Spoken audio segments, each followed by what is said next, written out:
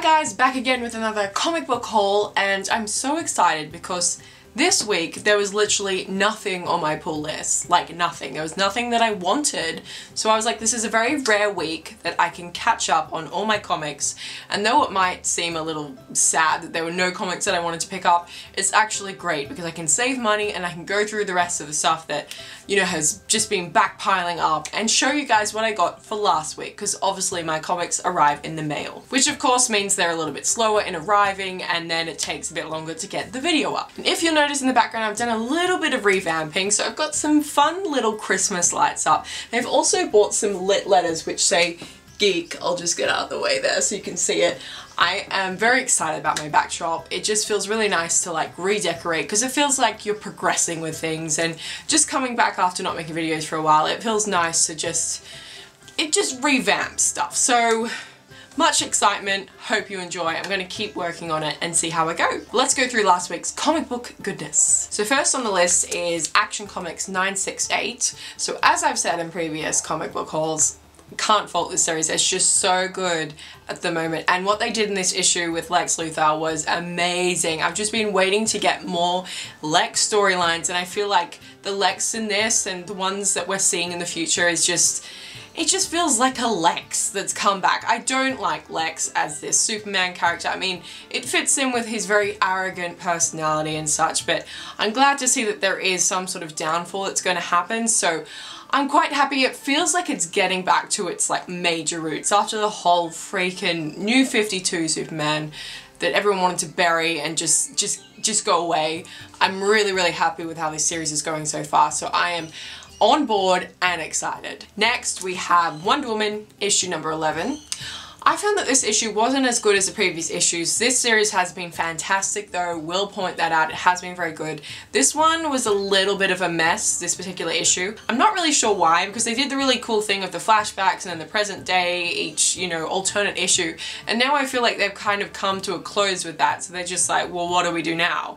So maybe this is a little bit of a turning point in this series, not overly sure how they're going to go about things, but it's still a very good series, so I do recommend jumping on this if you are a fan of Wonder Woman or you want to know a little bit more about Wonder Woman. Next we have Batgirl issue number 5, and I absolutely love this variant. It's just, I just love it. It's just the colors, everything is amazing, so much excited to have this variant cover.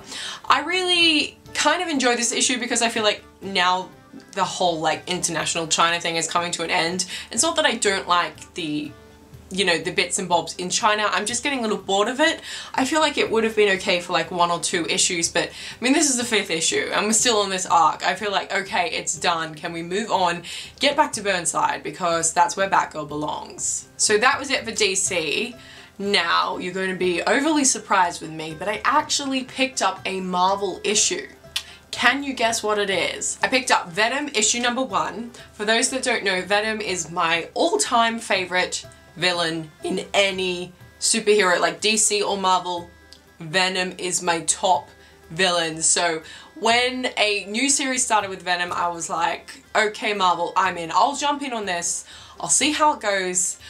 You got me. So obviously I'm not up to date with what's happening in the Spideyverse. I have no idea what's happening. So picking up this issue, they did obviously give a little bit, well, a tiny bit of what's happening in there. There's no mention of Eddie Brock, so if I'm going to explain this, Eddie Brock is not connected with the symbiote in this series. It's a different character. So the symbiote has left Eddie Brock and gone to someone else. So that kind of threw me at the beginning, because I'm just like, well, I feel like Venom equals Eddie Brock. Like, that you can't have one without the other. It's just kind of weird. But I did read this and I did actually quite enjoy it. I feel like it's going somewhere quite interesting. So we've seen Venom as a villain, as a hero, all different kinds of things. So I guess it is kind of nice to see him with a different person, someone's different personality, because of course each time the symbiote moves on, it collects from whoever it's, you know, been attached to. So this particular character is someone completely different from Eddie Brock or Peter Parker. So adding those aspects together with this new character kind of makes a little bit of an interesting series. So I think I'm gonna continue on this one because I really did enjoy the first issue.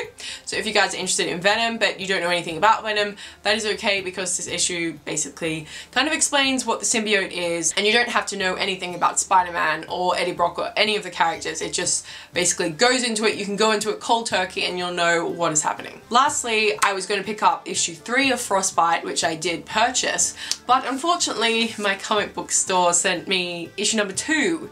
So thank you for that. They have shipped out the right one today. So unfortunately I can't read it and I can't tell you what it's like. But Frostbite, if you have been watching my previous videos, I picked up issue 1 and 2. It was kind of a different series about an apocalypse in an ice age. I think that's the best way to describe it.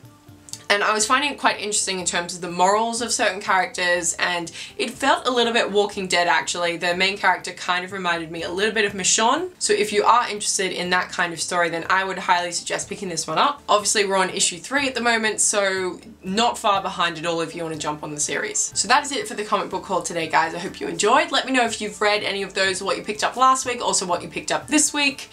Because I didn't pick up anything this week. There was nothing that I liked, so I guess let me know what you guys picked up. I think there was a few Marvel things that were coming out, but I'm so behind in Marvel. So let me know if you guys picked up any Marvel issues, or if there's any you want to recommend to me that, you know, aren't too far ahead, so I can just kind of jump on them and kind of know what's going on. But as always, thank you so much for watching, guys, and I will see you very, very soon. Goodbye.